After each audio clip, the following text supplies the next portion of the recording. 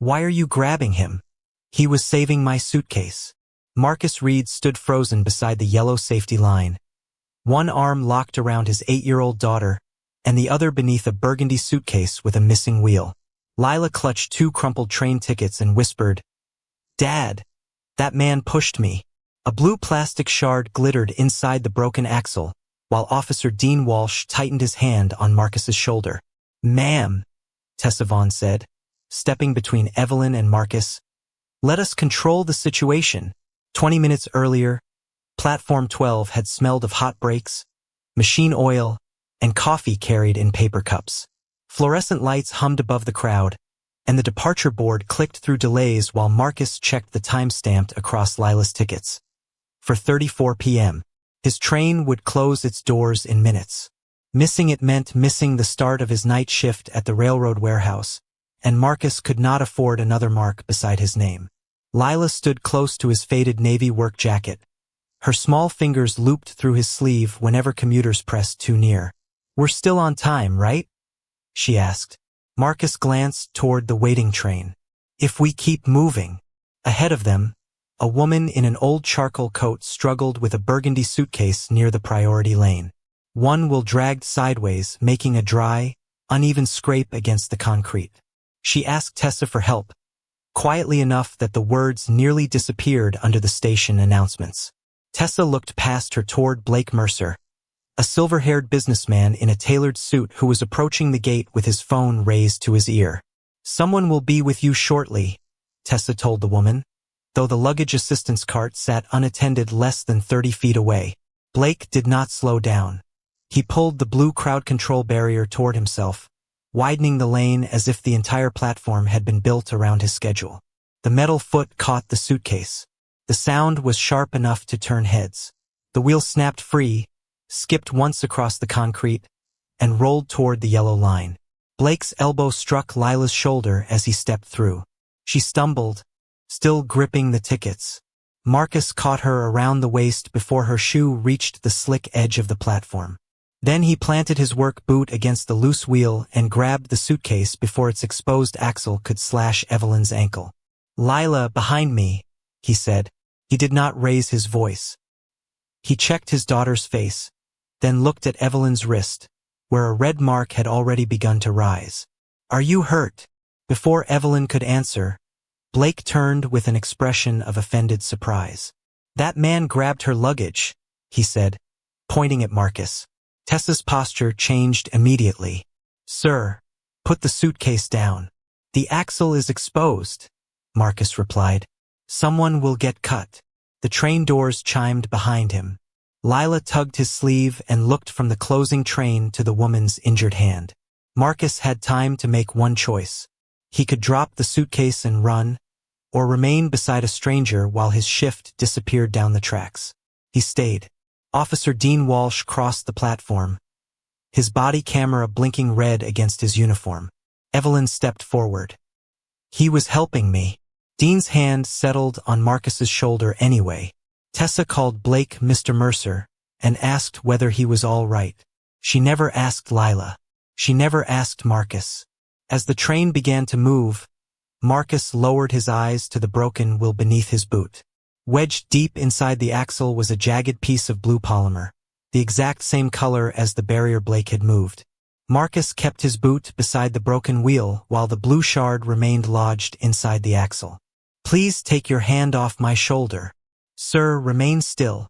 "The suitcase belongs to me," Evelyn said again. Officer Dean Walsh did not tighten his grip, but he did not release Marcus either. The red light on his body camera blinked against the dark fabric of his uniform, steady and silent, while the departing train gathered speed beyond the glass. Then Tessa Vaughn stepped between Evelyn and the officer as if the woman whose property had been damaged were the least reliable person on the platform. "We understand that this is upsetting, ma'am," Tessa said in the soft, practiced voice of someone handling a complaint she had already decided not to believe. "For everyone's safety, we need to establish how this gentleman came into possession of your luggage." Marcus looked at the burgundy suitcase still balanced in his hand. The exposed metal axle pointed toward Evelyn's ankle, and Blake Mercer stood several feet away brushing invisible dust from the sleeve of his tailored coat. "She asked for help," Marcus said. "I did," Evelyn replied. "Mr. Mercer, are you injured?" Tessa asked. Blake glanced at Marcus's faded navy jacket, work pants, and steel-toed boots before answering. "No, but he moved quickly. I saw him handling the bag before anyone knew what was happening." The words were calm enough to sound reasonable. That was what made them dangerous. Evelyn's eyes shifted from Blake to the loose barrier, then to the blue fragment inside the broken wheel. Something in her expression changed, but she said nothing. Dean finally removed his hand from Marcus's shoulder and nodded toward the small canvas toolbox hanging from Marcus's wrist. "I need you to set that down." "Why?" "Standard precaution. Then tell my daughter what you're doing before you do it." Lila stood close behind Marcus, the 2 train tickets folded in her fist. One corner had been bent against her palm, and the black timestamp showed through the crease. Dean looked toward her, but Tessa spoke first. "Sweetheart, why don't you sit over there while the adults sort this out?" Her smile was careful and empty. She pointed toward a row of molded plastic chairs near the information kiosk, far enough away that Lila would not hear everything said about her father. Marcus crouched until his face was level with hers. "You can sit where I can see you," he said. "Keep the tickets." Lila searched his eyes. "Are you in trouble?"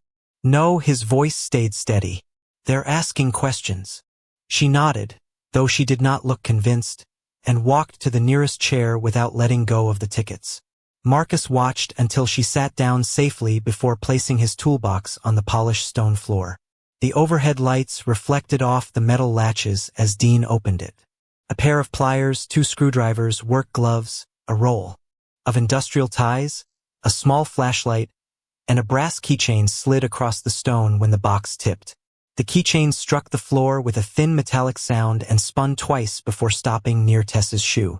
Marcus moved instinctively, but Dean lifted one hand. "Leave everything where it is. That belonged to my wife." "Sir, do not interfere with the inspection." The station noise seemed to recede around Marcus. He stared at the worn brass keychain, its edges polished smooth by years in his pocket, while commuters stepped around the scattered tools without looking down. Lila rose halfway from her chair. "That's my mom's," she said. Tessa turned toward her with the same patient expression. "Please stay seated, honey." Marcus raised his hand slightly, not at Tessa, but toward Lila. "It's all right. I'll get it." He waited until Dean nodded. Then he knelt, picked up the keychain, and closed his fingers around it before anyone could step on it. One of Lila's tickets had slipped from her hand and landed near the toolbox. A passing shoe pressed a gray mark across the paper. Marcus picked it up, wiped it gently against the sleeve of his jacket, and handed it back to her. "You didn't do anything wrong," he said. Lila held the ticket against her chest. Evelyn watched him more closely now. She had seen wealthy executives turn minor inconveniences into public performances. Marcus had just watched strangers empty his belongings onto a floor and move his daughter aside. Yet the only person he comforted was the child who might believe it was her fault. Footsteps approached from the concourse. Grant Holloway arrived wearing a charcoal suit, a silver station pin, and the concerned expression of a man accustomed to entering trouble after other people had already absorbed its cost. "Mr. Mercer," he said first, offering a restrained nod. "I'm sorry your travel was disrupted." He turned to Evelyn. "Ma'am, I assure you we take the security of passenger property very seriously." Only then did he look at Marcus. "And you are?" "Marcus Reed, night warehouse shift." Grant's eyes rested briefly on the work badge clipped to Marcus's jacket. Recognition did not soften his face. It made his manner more controlled. "Then you understand why employees must never involve themselves in passenger incidents outside their assigned duties." "I understand a broken axle can cut someone. That is not the question being reviewed." "It should be." For the first time, Grant's smile thinned. He turned to Dean. "Document unauthorized handling of passenger property and interference with priority boarding." Evelyn stepped forward. "He prevented me from being injured." Grant lifted one palm, gentle but final. We will take a complete statement from you once the area is secure. You have not asked me a single question. We are following procedure. Marcus looked toward the body camera, then toward Lila's stamped tickets. Dean began entering notes into a handheld device. Grant leaned closer and lowered his voice, but not enough. Use 7B, he said. Dean paused for half a second before continuing to type. Evelyn's gaze dropped to the broken suitcase, then rose slowly to Grant's face. Marcus did not know what 7B meant, but he knew Grant had chosen the code before anyone had recorded Evelyn's statement. Grant Holloway's words remained in the air after he stepped away. Use 7B. Officer Dean Walsh entered the code without asking what it meant, and the small electronic chirp from his handheld device sounded more final than any accusation spoken aloud. Marcus watched the red light on Dean's body camera blink once, then looked toward Lila. She was still holding both train tickets against her chest, one wrinkled, one marked by the gray print of a stranger's shoe.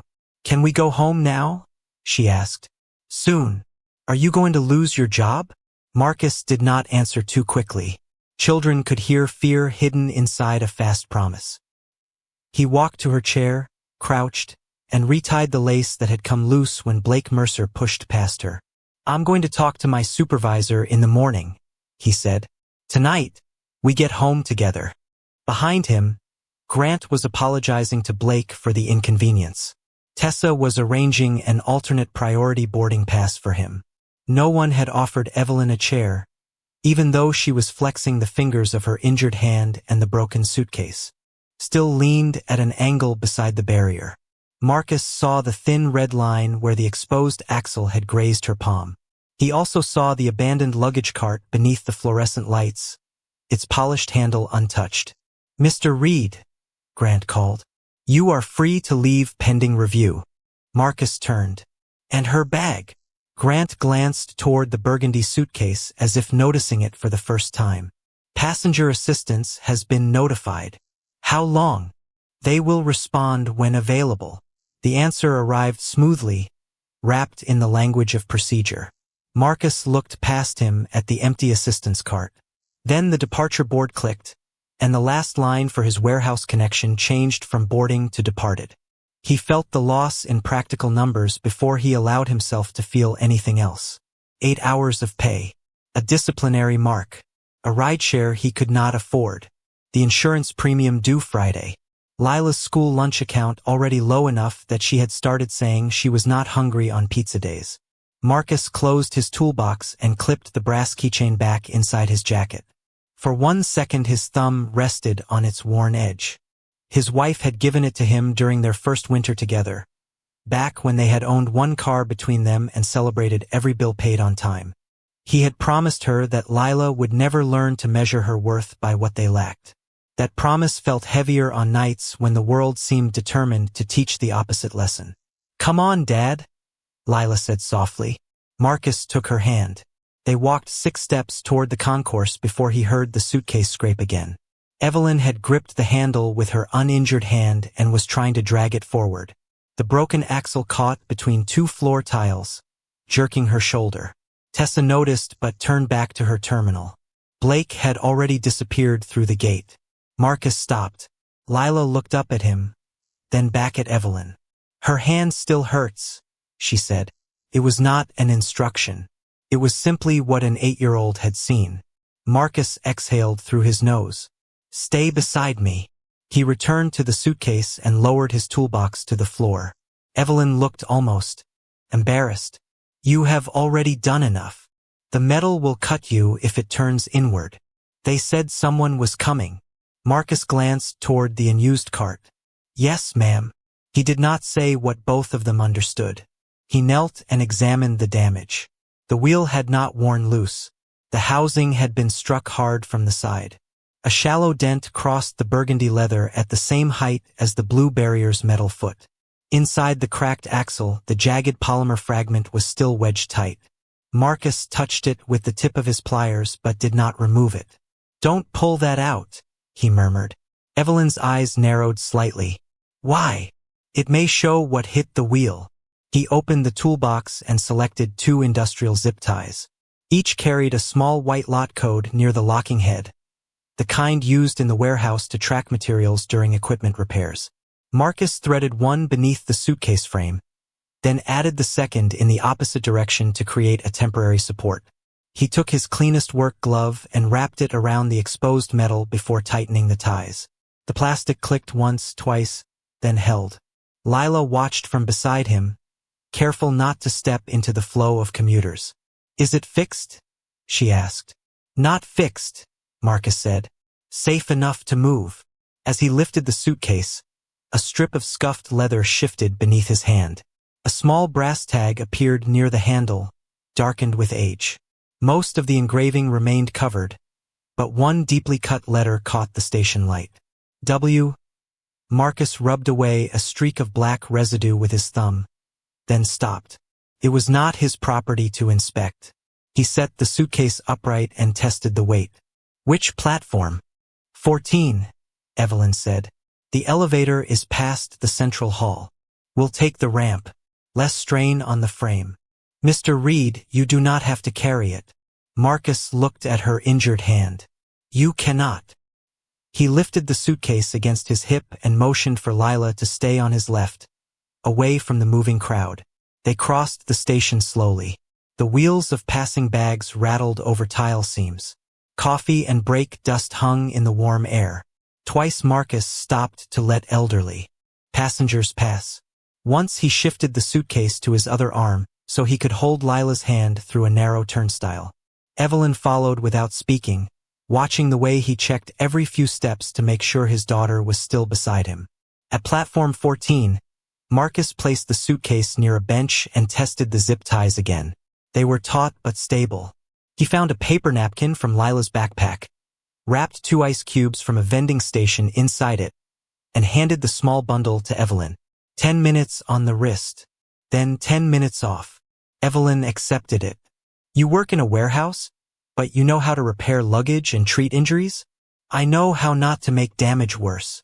She opened her purse and took out a folded bill. "Please, at least cover your ride home." Marcus looked at the money, then at Lila. She was pretending to study the arrival board, but he knew she was listening. "No, ma'am. You missed your train because of me. I missed it because people needed help and no one moved. Then let me repay you." Marcus gently closed her fingers around the bill. "Helping you was not alone." For the first time, Evelyn had no immediate reply. Marcus gave her the number for the station's luggage office, not his own, and told her the temporary repair should not be trusted beyond the trip. Then he took Lila's hand and turned toward the bus entrance. Behind them, a motorized assistance cart finally arrived. The attendant stepped off, saw the suitcase already secured, and said, "Looks like somebody handled it." Evelyn watched Marcus disappear into the evening crowd without once looking back to see whether she was impressed. Then she lowered her eyes to the repaired frame. The zip ties bore a traceable warehouse lock code, the blue fragment remained untouched inside the axle, and beneath Marcus's thumbprint the old brass tag showed the first letter of a name the station's senior managers should have recognized. The suspension notice reached Marcus before he and Lila made it home. His old phone vibrated against the bus window, the screen lighting his tired reflection as the city slid past in streaks of amber and black. Unauthorized interference with passenger property. Failure to report for assigned shift. Pending review without pay. Marcus read the lines twice, then locked the screen before Lila could lean close enough to see them. "Is it your boss?" she asked. "Yes." "Are they mad because we missed the train?" Marcus looked down at the 2 tickets still folded in her hand. "They're trying to understand what happened." Lila rested her head against his sleeve. "The suitcase was already broken when the policeman touched you." "I know." "And the loud man moved the blue thing." Marcus looked at her. She was staring through the window now, watching her own breath cloud the glass. She had not solved anything. She had simply remembered what frightened her. Marcus placed his hand over hers. "Keep the tickets safe for me." The next morning, the warehouse administration room smelled of burnt coffee, printer toner, and the faint metallic dust that followed workers in from the loading bays. Fluorescent tubes buzzed above a long laminate table. Marcus sat across from his shift supervisor, a human resources representative, and Elena Brooks, the union steward who had agreed to attend after his early call. Grant Holloway was not in the room, but his version of the incident was. It sat in front of Marcus inside a clear plastic folder, cleanly typed and already signed. The report stated that Marcus had approached an unidentified female passenger at 4:42 p.m., handled her luggage without authorization, damaged the wheel assembly, and disrupted priority boarding. It also said he had become verbally resistant when asked to comply with station safety procedures. Marcus read that sentence without moving. He remembered the grip on his shoulder. He remembered Lila watching his tools spill across the floor. He remembered asking Dean to explain the search before frightening his daughter. "Do you dispute the report?" the human resources representative asked. "Parts of it." "Which parts?" Marcus did not begin with Blake's accusation or Grant's tone. He unfolded Lila's tickets and placed them side by side beneath the fluorescent light. The paper was soft at the creases. One carried the gray print of a shoe, but the machine stamp remained. Legible, 4:34 p.m. "What time did the train doors close?" Marcus asked. His supervisor shifted in his chair. "That information is on the departure log." Elena opened her tablet and checked. Scheduled closure was 4:36. Departure at 4:37. Marcus tapped the incident report once. "Then how did this begin at 4:42? The room slowed. The printer near the wall clicked as it cooled, and somewhere beyond the closed door a forklift gave 2 short warning beeps. The human resources representative drew the report closer. "The time may reflect when the officer entered the event." "It says incident time," Elena replied, "not report time. Timestamps can populate incorrectly." The explanation was reasonable enough to prevent accusation, but not enough to remove the question. Marcus did not press harder. He knew the difference between noticing damage and claiming to know who caused it. He slid his phone across the table instead. On the screen was a photograph he had taken 13 days earlier during a routine transfer through Platform 12. The image showed the base of the blue priority barrier, its plastic housing split around one bolt. Beside it lay the maintenance ticket Marcus had submitted, 12 VIP 441. Hazard: unstable barrier foot. Risk: lateral movement into passenger path. "I reported that barrier before yesterday," Marcus said. His supervisor studied the picture. "Warehouse personnel do not service passenger platforms." "I didn't service it. I reported it." "Then maintenance would have handled it." "Can we check?" The supervisor hesitated, then turned his monitor. The keyboard keys made dry, rapid sounds beneath his fingers. Ticket 12, VIP 441 appeared on the screen with a green status bar. Completed. Marcus leaned forward just enough to read the details. Completion time: 6:18 a.m. the previous day. Closed by employee credential MRED 077. His own ID. "There," the supervisor said. "It was resolved before the incident." Marcus kept his eyes on the screen. "I wasn't working at 6:18. Perhaps you closed it at the end of another shift and the system posted later. My last shift ended at 11:40 the night before. Then it may be a synchronization issue." The human resources representative reached toward the mouse. "We should avoid drawing conclusions from a maintenance entry until IT reviews it." Marcus lifted one finger. "Please don't close the page." No one moved for a moment. His voice was not loud, but the stillness around it made the request feel heavier. Elena took a photograph of the screen, then asked the supervisor to print the access log. The printer woke with a mechanical whine. While they waited, Marcus removed the small evidence envelope from his jacket. Inside it was the jagged piece of blue polymer he had found lodged in the groove of his pliers after leaving the station. He had not washed it or tried to fit it against anything. He placed the sealed envelope beside the photograph of the cracked barrier.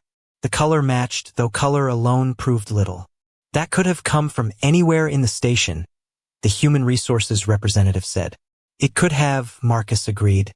He did not touch the envelope again. Across the city, Evelyn Whitmore stood beside the burgundy suitcase in a quiet hotel room. Morning light fell through the blinds in narrow white bars.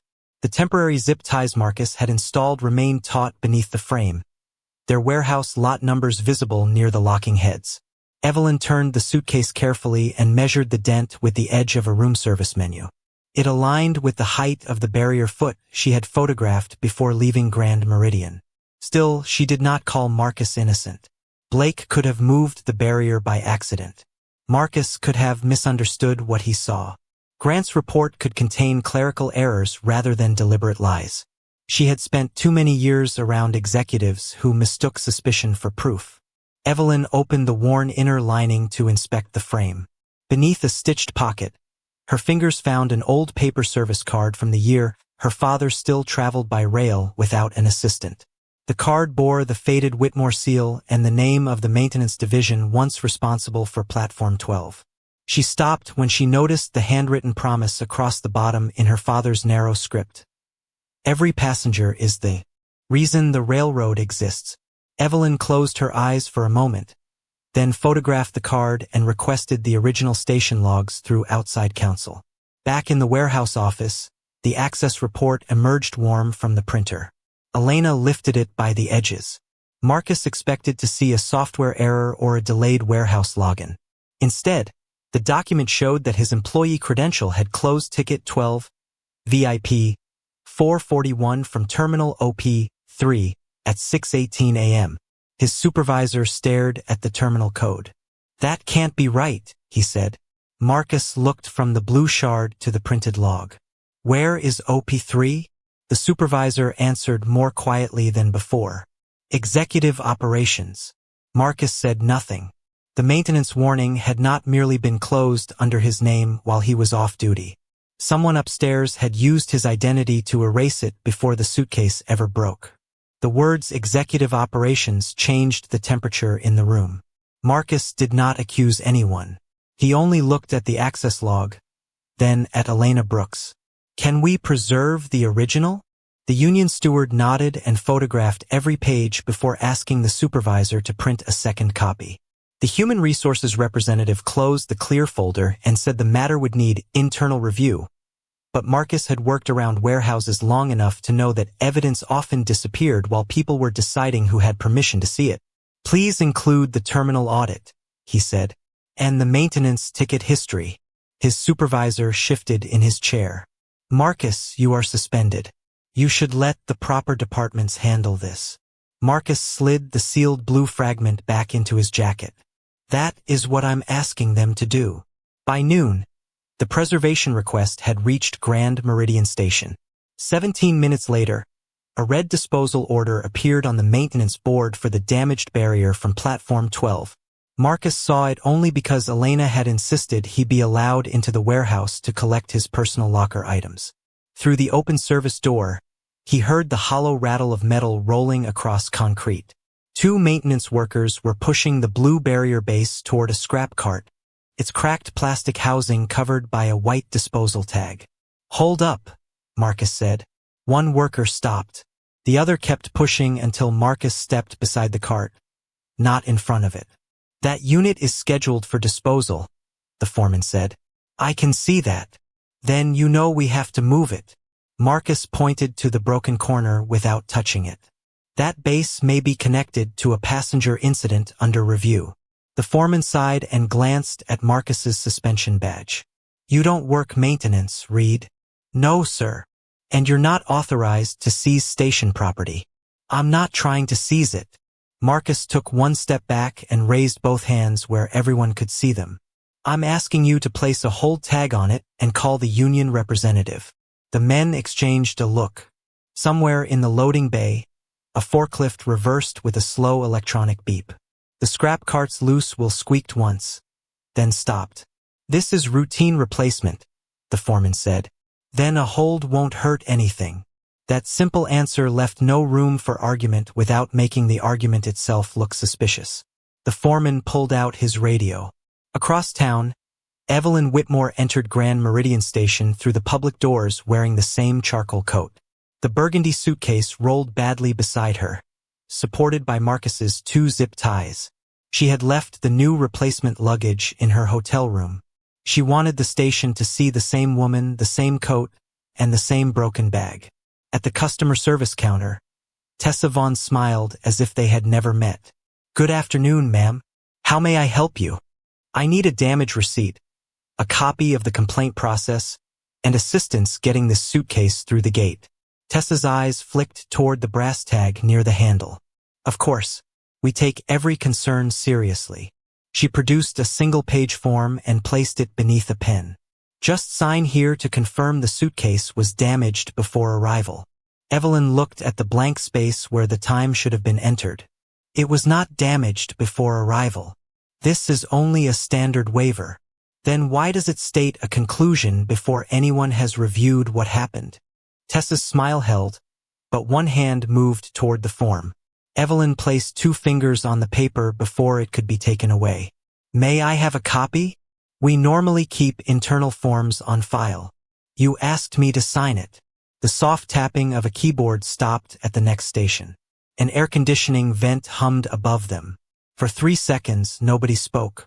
Then Grant Holloway appeared from the corridor behind the counter, moving quickly enough to reveal he had been called but slowly enough to seem composed. "Ms. Whitmore," he began, then corrected himself. "Mum, I understand there has been some confusion." Evelyn noticed the near mistake. "You know my name?" "The luggage tag," Grant said smoothly. He gestured toward the brass plate. "We try to personalize service whenever possible." Only the first letter remained visible beneath the scuffed leather. Grant could not have read the full name from where he stood. Evelyn lowered her gaze to the tag, then back to his face. "I also need confirmation that the footage from Platform 12 is being preserved." "The platform cameras were under maintenance yesterday," Tessa answered too quickly. Grant's eyes moved toward her. It was a small movement, but Evelyn saw it. "All of them?" she asked. "The relevant system," Grant said. "However, there are other ways to review an event. We would prefer to resolve this privately rather than risk unnecessary misunderstanding." "Whose misunderstanding?" Grant folded his hands. "No one benefits when a routine customer service matter becomes something larger." Evelyn placed her phone beside the waiver and quietly activated the voice memo function.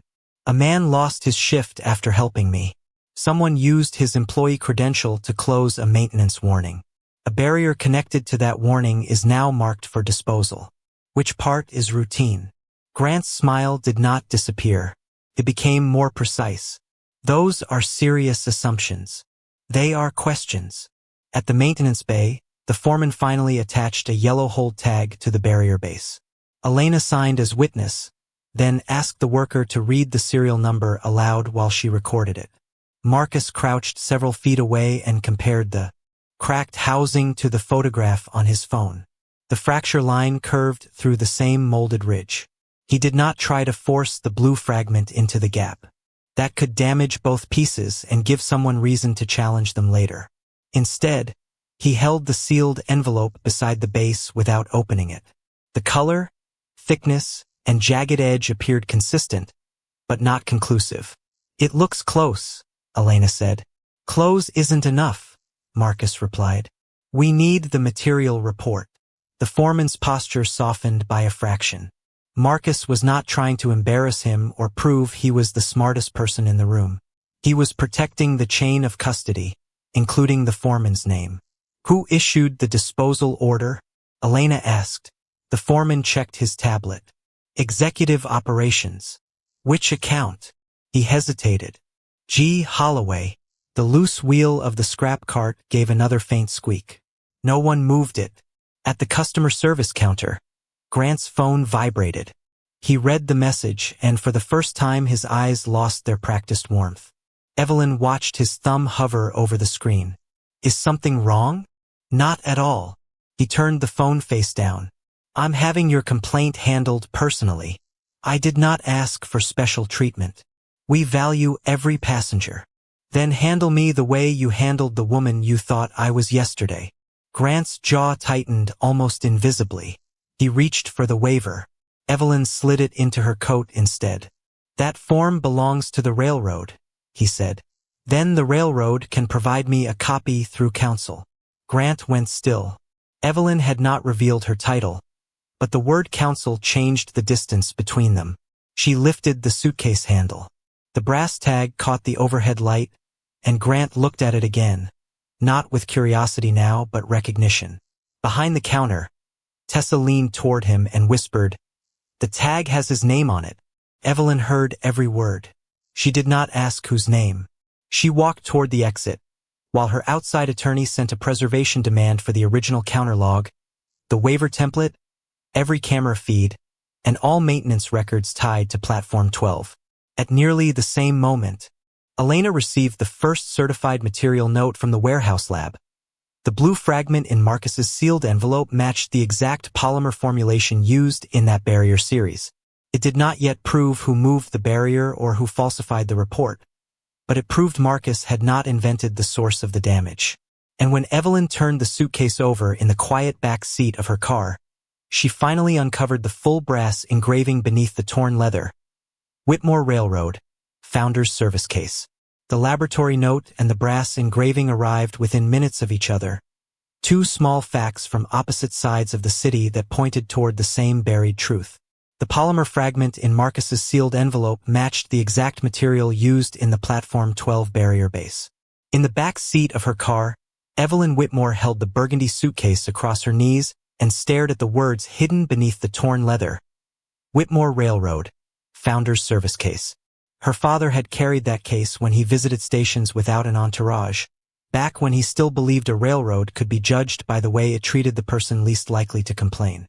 Evelyn ran her thumb across the old brass letters, but she did not call Grant Holloway.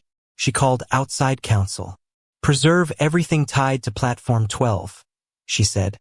"Not summaries, originals, including employee records, especially employee records." At the warehouse, Marcus sat beside Elena Brooks while the certified material report cooled between them beneath the copier light. The paper proved the blue shard came from the same barrier series, but it did not prove who had moved the barrier, who had altered the incident time, or who had used Marcus's credential to close the maintenance warning. Elena tapped the report. "This is enough to challenge the suspension." Marcus looked through the office window at workers loading freight beneath white industrial lights. "Enough to challenge mine. Not enough to explain the others." "What others?" Marcus turned the access log toward her. Grant's code, 7B, appeared in the incident classification field. "Find out how often they use this." Elena's expression tightened. "That may require a formal records request." "Then make one." He could have carried the material report directly to local media. He could have posted the access log and let public anger do what evidence had not yet finished doing. Instead, he returned the documents to their sleeves and signed the chain of custody form. His restraint was not forgiveness. It was discipline. By evening, Evelyn's legal team had recovered the body camera upload from a backup server Grant's staff did not control. The footage began with motion and noise. Blake Mercer dragging the blue barrier aside, Lila stumbling, Marcus catching her, then using his boot to stop the loose while near the yellow line. It showed Evelyn saying the suitcase belonged to her. It showed Dean placing a hand on Marcus before asking Evelyn for a statement. It showed Marcus kneeling beside his daughter while his tools lay scattered across the floor. The picture was clear. The most important sound was not. Static swallowed the seconds when Grant leaned toward Dean and gave the classification order. "Can it be restored?" Evelyn asked. A forensic audio specialist adjusted his headphones. "Possibly, but the body cam track needs another source for comparison." "What source?" "Dispatch recording. Station radios record continuously." The attorney across the table checked the retention schedule. "Those files overwrite automatically after 7 days unless someone places a hold." Evelyn looked at the date. They had less than 24 hours. The room was quiet enough to hear the ventilation fan above the conference table. Then another file opened on the screen. It contained every incident coded 7B during Grant's tenure. There were 36. An elderly man whose walker had blocked a premium gate. A mother accused of creating a disturbance after asking for a working elevator. A veteran with hearing loss removed after missing an announcement. 2 teenagers reported for loitering while waiting for a delayed connection. A woman in a wheelchair blamed for slowing boarding after the accessibility ramp arrived late. Each complaint had been closed under the same phrase: passenger-generated disruption. Evelyn leaned closer. Who reviewed these? Operations, the attorney said. Final authorization came from Holloway's account. A second spreadsheet showed quarterly performance bonuses. Grant's compensation increased when reported service incidents fell below a target. The lower the number of recognized complaints, the larger his award. A third document connected Blake Mercer's company to a premium access contract worth millions over 5 years. Grant had not merely protected one impatient businessman. He had built a system in which inconvenient passengers became the cause of their own mistreatment, and employees who questioned it became risks to be managed. The next morning, Marcus was summoned to a private meeting at the station's administrative annex. Grant sat at the end of a polished table with a human resources director and corporate counsel. A thin envelope waited in front of Marcus. Grant spoke with the same controlled sympathy he had used on Platform 12. We have reviewed preliminary information and recognize that circumstances may have been misunderstood. Marcus did not touch the envelope. Which circumstances? The interaction was crowded. Multiple people perceived events differently. The barrier struck the suitcase. That remains under review. My ID closed a maintenance warning from a terminal I cannot access. Grant folded his hands. Systems make errors. Corporate counsel pushed the envelope forward. Inside was an agreement offering reinstatement, back pay, continued insurance coverage, and removal of the suspension. In return, Marcus would acknowledge that the incident resulted from mutual confusion and agree not to discuss internal procedures, including Code 7B. For several seconds, the only sound was the faint rattle of rain against the narrow windows. Marcus thought of the notice from Lila's school lunch account. He thought of the insurance premium due Friday and the empty space in his paycheck. Grant mistook his silence for surrender. This allows everyone to move forward, he said. Marcus read the agreement again. One phrase stopped him: employee witness. Not accused employee. Not responsible employee. Witness. The company's own. Attorneys had chosen a word that quietly admitted what Grant still refused to say aloud. Marcus placed the papers back inside the envelope. What happens to the 36 complaints? Grant's eyes changed before his expression did. Those are unrelated matters. Then why does this agreement mention 7B? Mr. Reed, you should focus on your own family. The words were soft, almost fatherly. Marcus pictured Lila asking whether he would lose his job. He also remembered telling her she had done nothing wrong. If I sign this, do those records get reopened? No. Marcus pushed the envelope back across the table. Then this does not fix what happened. Grant's voice lowered. You are refusing full reinstatement. I am refusing to call the truth a misunderstanding.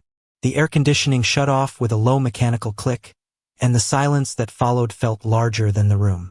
Through counsel, Evelyn watched the meeting recording from another office. She had not arranged the offer and had not told Marcus she was involved. She watched him turn down the one thing a desperate man should have taken if desperation were the only thing guiding him.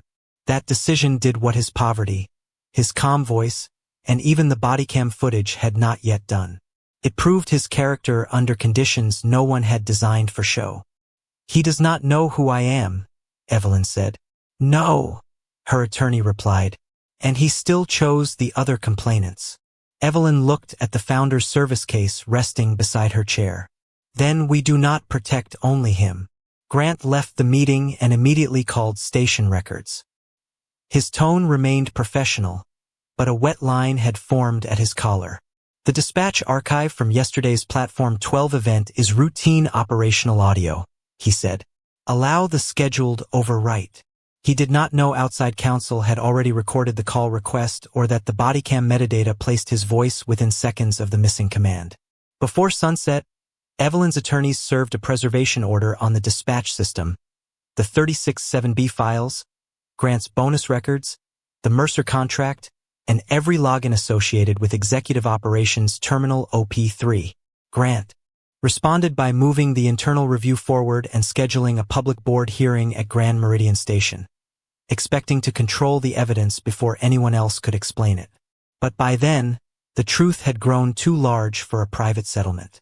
The broken suitcase, the stamped tickets, the maintenance warning, the polymer match, the body cam, the false credential login, and 36 silenced passengers were all moving toward the same room.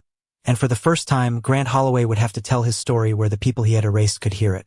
By 9 the next morning, the central atrium of Grand Meridian Station no longer felt like a place built for departures.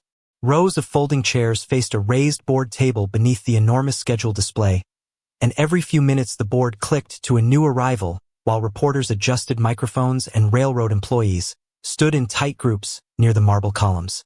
The same blue priority lane where Marcus Reed had been stopped remained visible through the glass doors leading to Platform 12. At the center of the hearing table sat the burgundy suitcase, its broken wheel removed, its scarred leather held together by the 2 industrial ties Marcus had fastened days earlier. He entered through the side aisle wearing his faded navy work jacket, carrying no briefcase and no prepared speech. Lila walked beside him holding both train tickets inside a clear plastic sleeve Elena Brooks had given her. She did not look toward the cameras. She looked at her father's hand until he placed her safely beside Elena and the union attorney in the second row. "You stay here," Marcus said. "Do I have to talk?" "No, but I kept the tickets." Marcus gave her a tired smile. That was enough. Across the room, Evelyn Whitmore sat alone near the back in the same charcoal coat she had worn on Platform 12. No assistant stood beside her. No one announced her arrival. Grant Holloway noticed her, but his attention returned quickly to the board members entering from the private corridor. He seemed more comfortable here than he had in the administrative annex.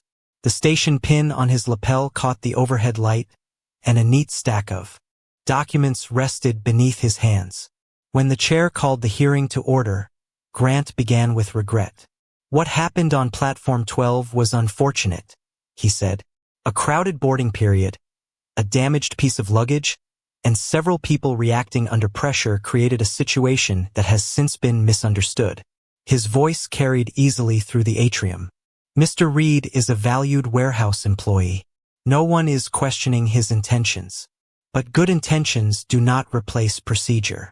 The first video appeared on the screen behind him. It began after the wheel had already broken. Marcus was shown lifting the suitcase while Tessa approached and Blake Mercer stood several feet away. Without the earlier seconds, the image looked exactly like the accusation in the original report. A warehouse worker handling a passenger's property in the middle of a restricted lane. Grant paused the footage on Marcus's hand beneath the suitcase. "This is where staff first observed unauthorized contact," he said. A few people in the audience whispered. One reporter wrote quickly. Grant then displayed the unsigned waiver Tessa had placed before Evelyn. "Our staff attempted to document the pre-existing condition of the luggage. The passenger declined to complete the form. Evelyn's fingers tightened once around the handle of her purse, but she remained seated." Grant continued. "We also found no platform video proving that Mr. Mercer caused the damage. The relevant camera was undergoing maintenance.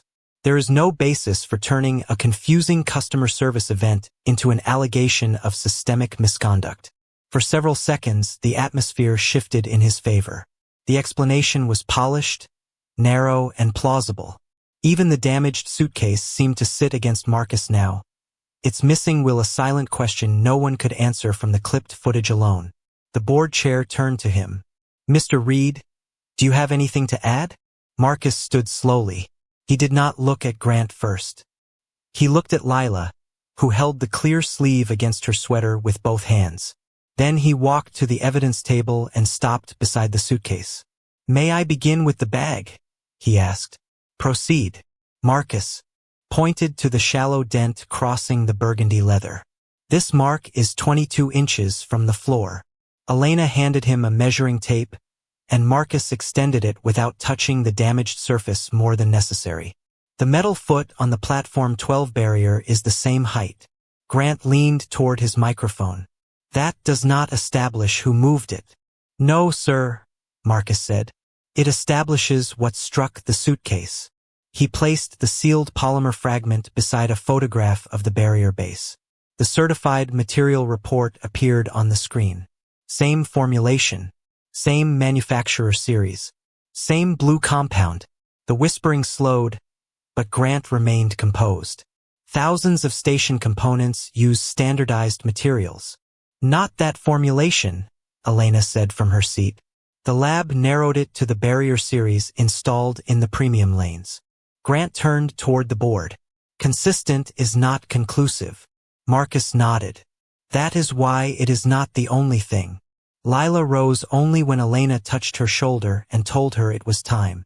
She walked 3 steps to the evidence clerk, handed over the clear sleeve, and returned immediately to her chair. She did not testify. She did not face the cameras. The 2 tickets appeared on the screen, one creased and one marked by a gray shoe print. Both carried the 4:34 timestamp. The official departure log followed.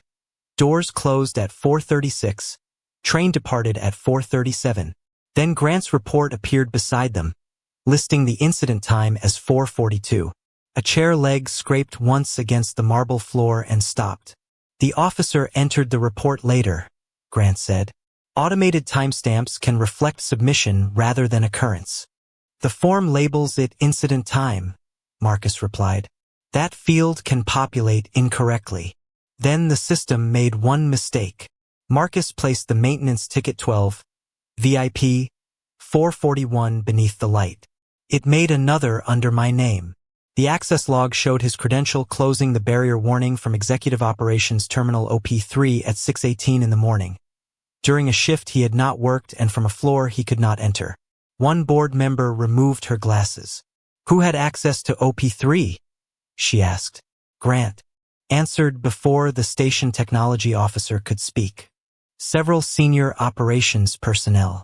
Shared terminal environments can produce credential caching. It was another explanation with just enough technical possibility to survive. He turned toward Marcus with a look of professional concern. Mr. Reed works with equipment, not information systems. I understand why this appears suspicious to him, but ordinary synchronization errors can look dramatic when presented without context. The words landed exactly where Grant intended. Not an accusation of dishonesty. Something softer and more damaging.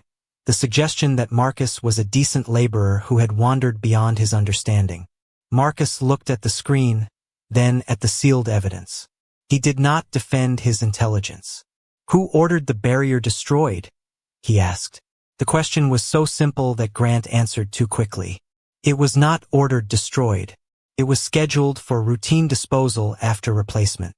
Elena submitted the hold tag. The disposal order had been generated 17 minutes after Marcus's preservation request. The account listed at the bottom was G. Holloway. Grant's hand moved toward his water glass but stopped before lifting it. That was an operational decision, he said.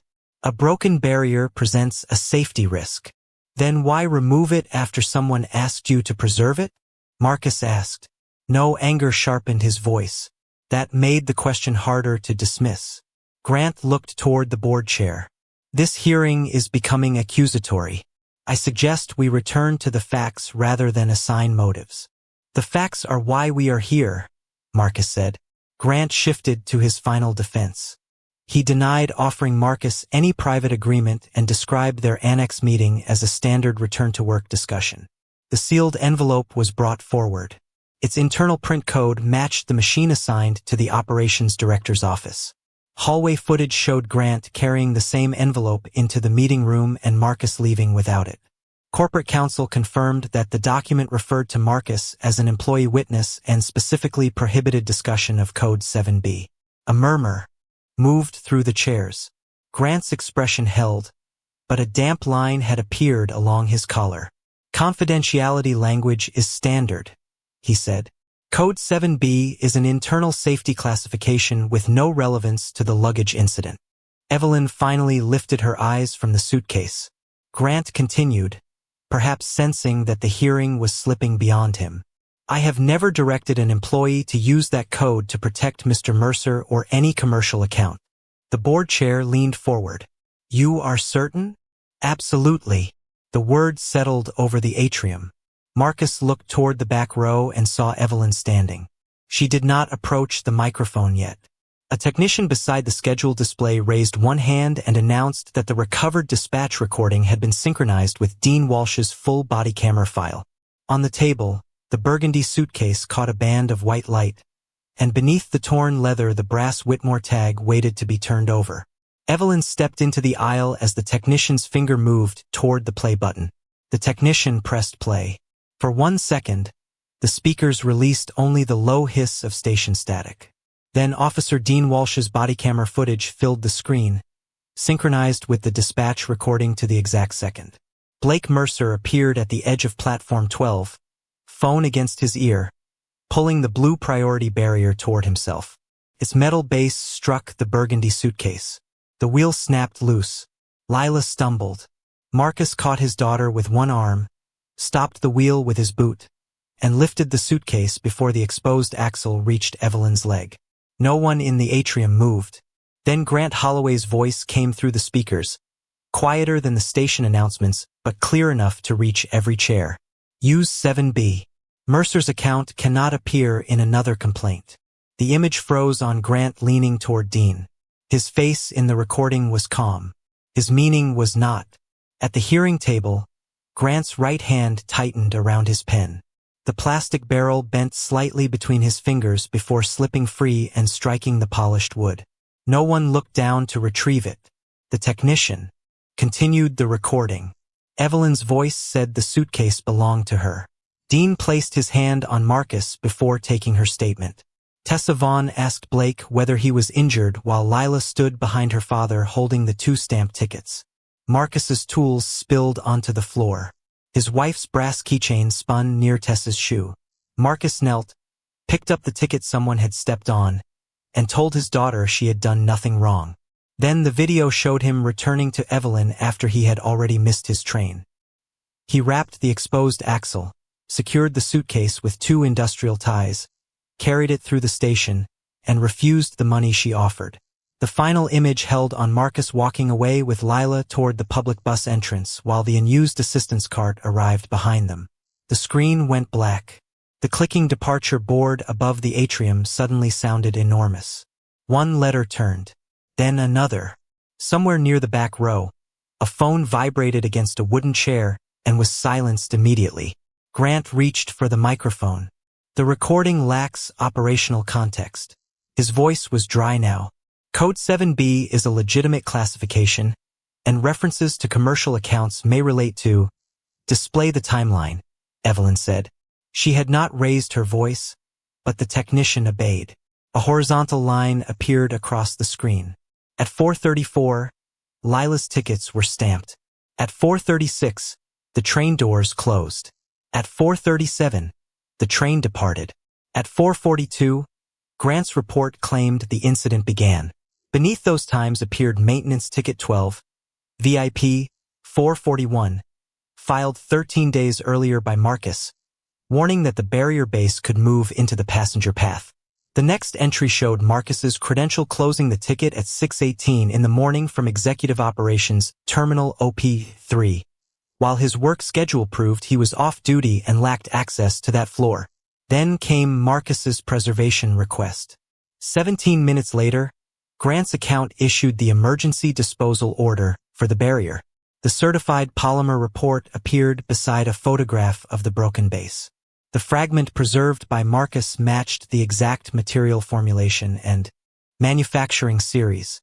The 2 industrial ties were traced to Marcus's warehouse lot and appeared on the body cam only after the wheel had already broken. Every piece did one small job.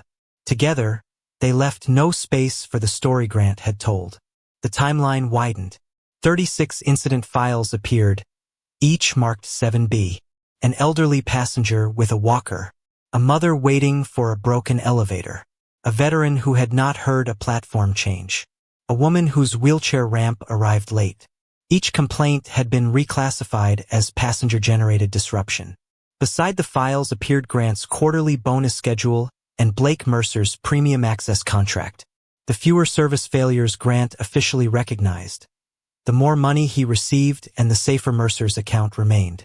Grant turned toward the board chair. Performance incentives are common in transportation management. They do not establish intent. Evelyn stepped into the center aisle. No, she said. Your own order establishes intent. She walked toward the hearing table with the measured pace of someone who no longer needed to hurry to be heard. The old charcoal coat still hung from her shoulders. She stopped beside the burgundy suitcase and placed one hand on its scarred leather. This case belonged to my father. Grant's eyes moved toward the brass tag. Evelyn pulled back the torn strip covering it.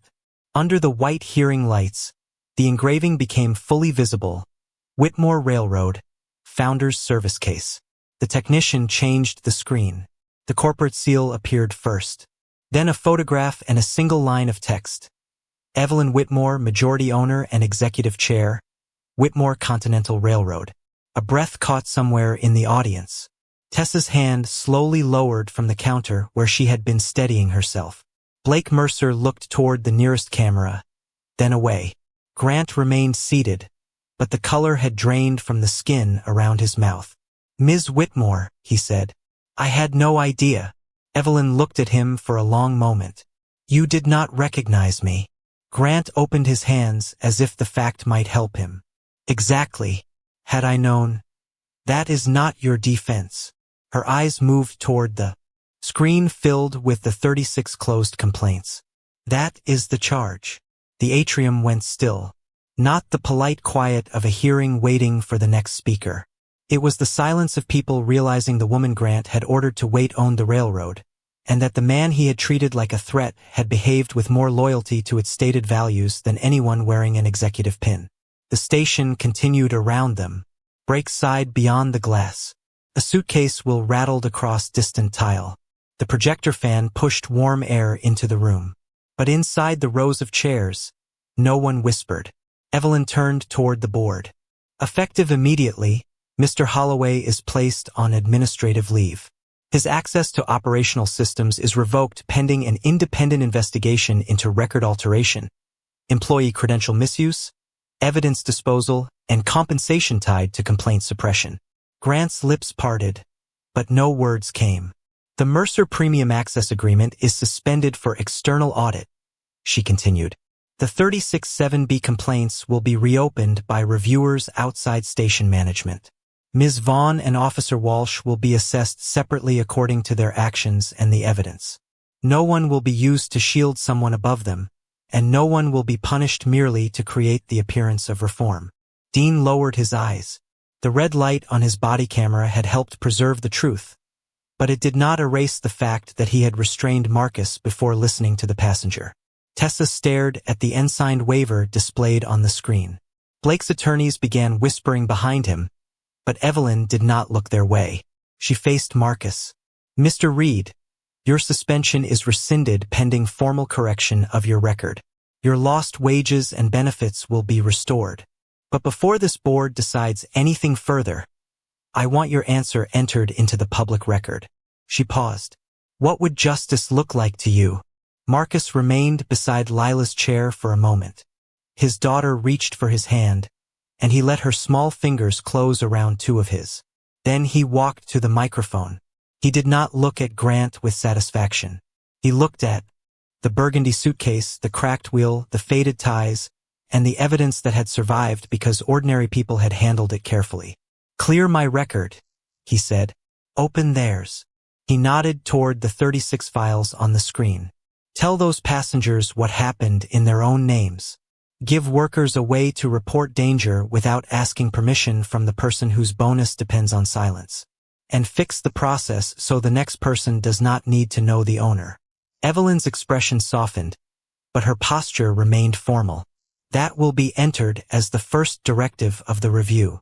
Behind Marcus, Lila let out a breath she seemed to have been holding since Platform 12. She did not cheer. She simply pressed the plastic sleeve containing the 2 tickets against her chest and looked up at her father. The board chair ordered Grant's files secured before anyone left the atrium. Corporate security collected his station badge and sealed the operations documents on the table. The reporters no longer aimed their questions at Marcus as though he had something to prove. They turned their cameras toward the system that had tried to erase him. The truth had finally been recognized, but recognition was not yet healing. Marcus had his name back, Evelyn had regained control of her railroad, and the first doors of accountability had opened. What remained was the quieter question no hearing could answer for him. Now that power was offering Marcus everything it had once denied, what would he choose to carry forward, and what would he finally allow himself to put down? The atrium emptied slowly after the hearing, not with applause but with the subdued movement of people who had witnessed something they could no longer explain away. Reporters packed their cables. Employees returned badges to their lanyards. Grant Holloway was escorted through a side corridor after surrendering his access card, while corporate security sealed the operations office and preserved every terminal connected to the altered records. Marcus remained beside Lila until the cameras had turned away. Only then did she loosen her grip on the clear sleeve holding the 2 train tickets. "Are they still mad at you?" she asked. Marcus crouched in front of her.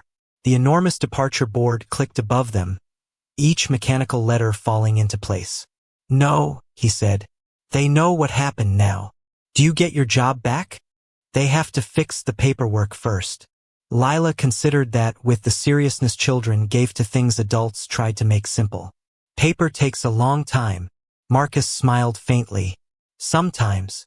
Elena Brooks walked over carrying the written order rescinding his suspension. The correction was not a promise made in a hallway. It had case numbers, signatures, deadlines, and instructions restoring his lost wages and health coverage. Marcus read every line before folding it carefully. The investigation that followed lasted 7 weeks. An outside review confirmed that Grant had used Code 7B to suppress complaints, altered maintenance records, permitted Marcus's credentials to be used from executive operations, and linked station bonuses to artificially low service failure numbers. His employment was terminated through the company's formal process, and the evidence involving data manipulation and compensation records was referred to the appropriate investigators.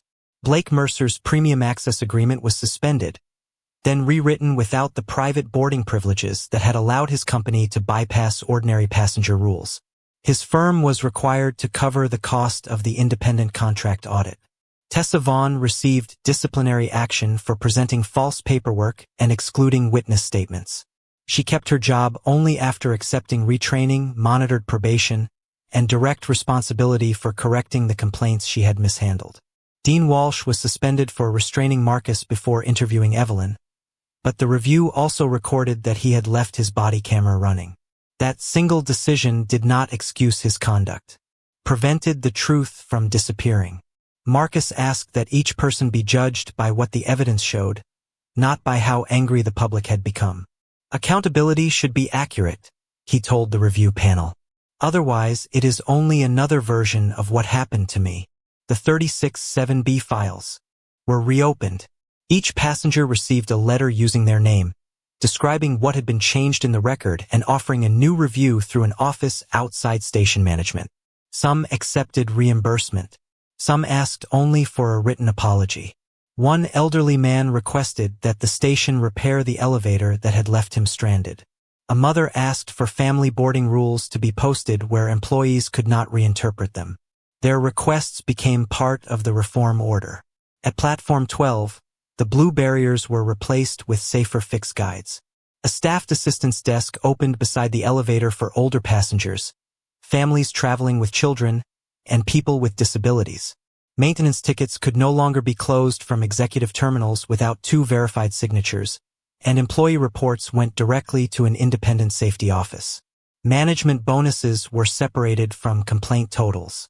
The first morning the new desk opened, Marcus stood nearby in his Navy work jacket and watched an attendant help a woman with a walker before she had to ask twice. He did not smile broadly. He simply checked the ramp, tested the gate clearance, and wrote one measurement in a small field notebook. His own future was handled with the same care. Evelyn did not create a ceremonial position and hand it to him in front of cameras. A hiring panel reviewed his warehouse record, his earlier maintenance warnings, his knowledge of passenger flow, and the way he had preserved evidence without contaminating it. Marcus submitted an application, completed the interviews, and earned the role of passenger safety and accessibility field liaison. It paid more, but the title mattered less to him than the authority to walk a platform, identify a hazard, and know the report could not be erased by one person upstairs. On his first day, he carried the same canvas toolbox that had once been emptied across the station floor. The brass keychain from his wife remained clipped inside it. No one treated the tools as proof that he did not belong. They became what they had always been: the instruments of a man who noticed what could hurt someone and fixed what he was able to fix. Lila did not attend meetings or speak to reporters. She returned to school, finished her spelling assignments, and stopped watching Marcus's face whenever his phone rang. The 2 train tickets were placed in the opening pages of the final reform report, protected beneath clear film. To the board, they established the true timeline. To Lila, they were only the tickets she had held because her father told her not to lose them. That was how the adults kept it. The responsibility stayed with them. Evelyn restored her father's suitcase. A craftsperson replaced the wheel and reinforced the damaged frame, but she refused to remove the scar across the burgundy leather. The old Whitmore tag was polished just enough to be read. Inside the lining, she kept the 2 industrial ties Marcus had used on Platform 12. They were inexpensive, scratched, and no longer needed, yet she could not bring herself to discard them. Months passed before she invited Marcus to anything that was not connected to railroad business. Even then, she did not send a car or reserve a private room. She arrived alone at the small diner across from the station, wearing a plain wool coat, and found Marcus and Lila in a booth beside the window. "May I sit?" she asked. Marcus looked at Lila. Lila moved her crayons to make room. "You can have the side where the seat does not wobble," she said. Evelyn laughed softly and slid into the booth. They ordered coffee, hot chocolate, and 3 slices of apple pie. No one spoke about destiny. Evelyn told Marcus how her father had once traveled with the Burgundy case because he believed executives should see stations before stations had time to prepare for them. Marcus told her his wife used to leave notes inside his lunchbox when they worked opposite shifts. Their grief did not disappear. It became something they could set gently on the table without asking the other person to repair it.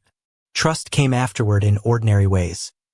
Evelyn remembering Lila's school play, Marcus disagreeing with her during a safety meeting without fear, shared breakfasts after early inspections, and quiet conversations that ended without promises they were not ready to make. One evening, rain traced silver lines down the diner window as a train pulled away from Grand Meridian. Evelyn's repaired suitcase stood beside the booth. The lining had shifted open, revealing the old zip ties beneath the brass tag. Lila noticed them and leaned closer. "Why did you keep those?" Evelyn rested her hand on the worn leather. "Because they remind me who helped when helping cost him something."